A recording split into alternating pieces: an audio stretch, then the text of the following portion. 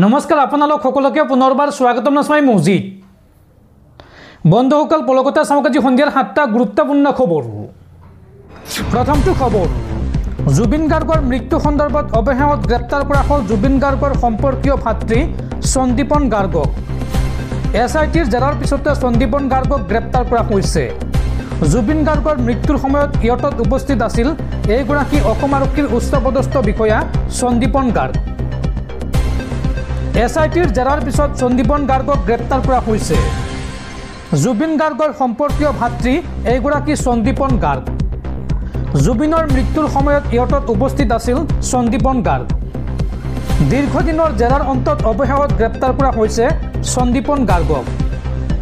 এছআইটিয়ে কেইবাদিন ধৰি সোধা পোছা কৰিছিল সন্দীপনক আৰু আজিও CID কাৰ্যালয়ত উপস্থিত হৈছিল সন্দীপন। বক সমজিলাৰ CDSP সন্দীপন গাৰ্গ আৰু আজি পুনৰ যেতিয়া CID কাৰ্যালয়ত উপস্থিত হয় সোধা পোছাৰ অন্তত গ্ৰেপ্তাৰ কৰা হয় সন্দীপনক আৰু তাৰ পিছত আদালতত হাজিৰ কৰোৱা হয় আৰু আদালতে 7 দিনৰ এছআইটিৰ জিম্মাত দিছে সন্দীপন গাৰ্গক। উল্লেখযোগ্য যে আজি এছআইটিৰ জেৰাৰ পিছতে গ্ৰেপ্তাৰ কৰা হৈছিল সন্দীপন গাৰ্গক। পৰৱৰ্তী খবৰ, 2026 জালুকবাৰী সমষ্টিত নিৰ্বাচন খেলিব চুকুৰালীয়ে। এই সন্দৰ্ভত চুকুৰালীয়ে কয় যে 2026 মই জালুকবাৰীৰ পৰা নিৰ্বাচন খেলিম। বিজেপিয়ে মোক যি প্ৰতাৰণা কৰিলে তাৰ প্ৰতিশোধ মই ল'ম। এই মন্তব্য চুকুৰালীৰ। পৰৱৰ্তী খবৰ, মিয়াৰ ওপৰত বুলডোজাৰ চলোৱা চৰকাৰে কিয় বুলডোজাৰ চলাব নোৱাৰে জুবিন গাৰ্গৰ ঘটনাৰ অভিযুক্তৰ ঘৰত। সাধাৰণ চোৰ ডকাইতক এনকাউণ্টাৰ কৰা অসম আৰক্ষীয়ে কিয় এনকাউণ্টাৰ কৰিব নোৱাৰে জুবিন গাৰ্গৰ ঘটনাৰ অভিযুক্তক। আমাক মিঠাতেল মচুৰ দাইল নালাগে, আমাক কেৱল লাগে জুবিন গাৰ্গৰ ন্যায়। চৰকাৰক এই বুলি সকিয়নি অসমীয়া যুৱ মঞ্চৰ। দৰ্শকসকল আৰু বহুতো গুৰুত্বপূৰ্ণ খবৰ আছে। তাৰ আগতে আপোনাক জনাওঁ যে যদি আপুনি এতিয়ালৈকে এইটো ভিডিঅ'ত লাইক কৰা নাই তেন্তে এতিয়াই ভিডিঅ'টোত লাইক কৰি দিয়ক আৰু এনেকুৱা ধৰণৰ ভিডিঅ'সমূহ নিতৌ চাবলৈ চেনেলটো ছাবস্ক্ৰাইব কৰি কাষত থকা বেল আইকনটো প্ৰেছ কৰি ৰাখক। পৰৱৰ্তী খবৰ, কেন্দ্ৰীয় চৰকাৰৰ বৃহৎ ঘোষণা, কাইলৈ যদি বিশ্বত যুদ্ধ হয় তেন্তে সেই যুদ্ধ কেৱল অস্ত্ৰৰ যুদ্ধ নহ'ব। এই যুঁজ কৰা হ'ব এলগৰিদম, অট'নমাছ ছিষ্টেম আৰু AI প্ৰযুক্তিৰ জৰিয়তে। ড্ৰোন, এণ্টি ড্ৰোন ব্যৱস্থা, কোৱাণ্টাম কম্পিউটিং আৰু নিৰ্দেশিত প্ৰযুক্তিৰ অস্ত্ৰই ভৱিষ্যতৰ সংজ্ঞা নিৰ্ধাৰণ কৰিব। এই মন্তব্য দেশৰ প্ৰতিৰক্ষা মন্ত্ৰী ৰাজনাথ সিঙৰ।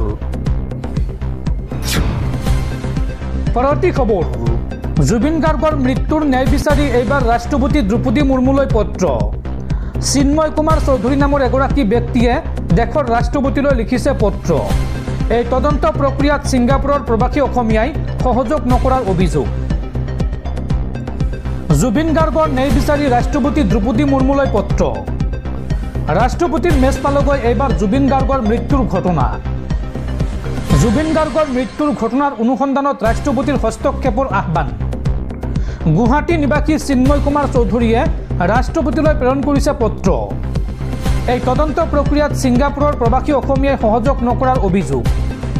প্ৰবাসী অসমীয়াই সহযোগ নকৰাৰ বাবেই তদন্ত লেহেমীয়া হোৱাৰ অভিযোগ উত্থাপন হৈছে আৰু জুবিন গাৰ্গৰ বাবে ন্যায় বিচাৰি বাট চাই ৰৈছে কোটি কোটি অসমীয়া। সেয়েহে পত্ৰযোগে এইবাৰ ৰাষ্ট্ৰপতিক বিষয়টোত হস্তক্ষেপ কৰিবলৈ আহ্বান জনাইছে চৌধুৰীয়ে।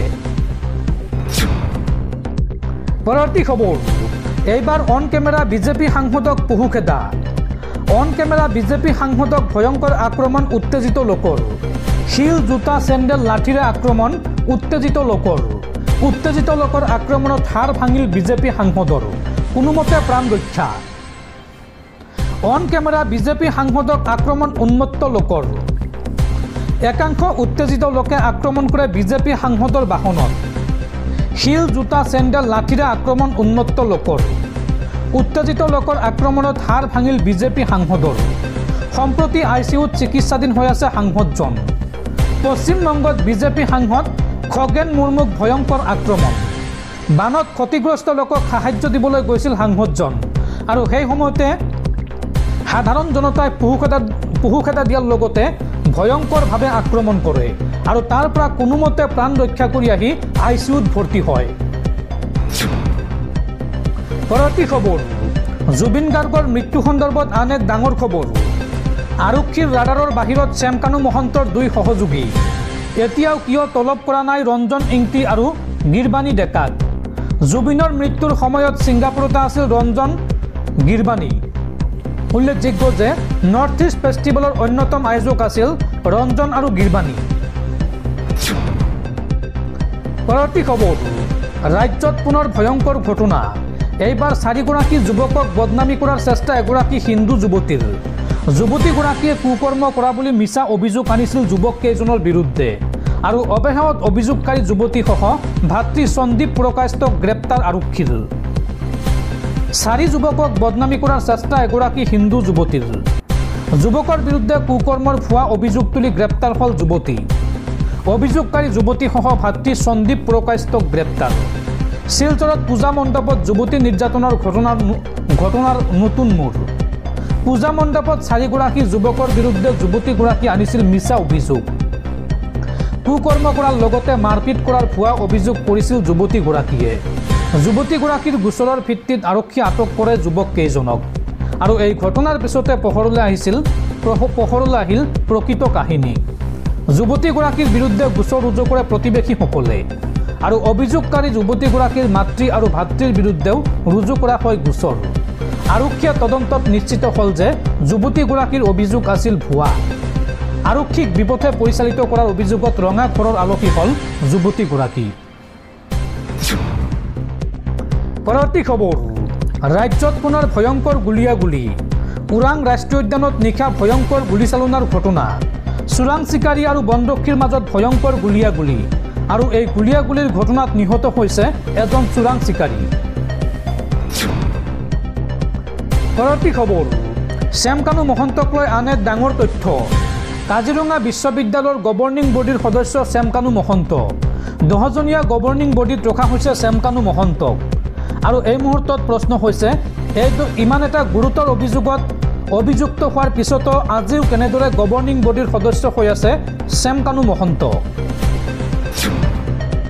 পৰৱৰ্তী খবৰ ইজৰাইল পেলেষ্টাইনৰ যুদ্ধক লৈ ডাঙৰ খবৰ ইজৰাইলৰ আক্ৰমণত ধ্বংসস্তূপত পৰিণত হৈছে গাজা আৰু গাজাৰ ধ্বংসাফেক আঁতৰ কৰিবলৈ সময় লাগিব 10 বছৰ গাজাৰ ভূমি হাৰুৱা কৰিবলৈ সময় লাগিব 25 বছৰ ৰাষ্ট্ৰসংঘৰ শেহতীয়া প্ৰতিবেদনত প্ৰকাশ পাইছে এই তথ্য